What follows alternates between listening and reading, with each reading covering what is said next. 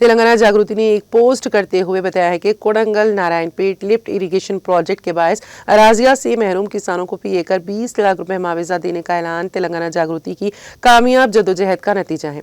Social media platform x पर बताया कि हुकूमत मुतासिरा किसानों की जमीनें छीन कर से फी एकड़ 14 लाख रुपए मुआवजा देने का फैसला कर रही थी, लेकिन तेलंगाना जागृति ने हुकूमत के इस फैसले के खिलाफ एहतजाज किया और किसानों के साथ मिलकर जद्दोजहद की। दामरगड्डा मंडल के कानकुर्ती में बेघर होने वाले किसानों की आवाज बनकर उनके हुकूक के लिए जद्दोजहद की गई।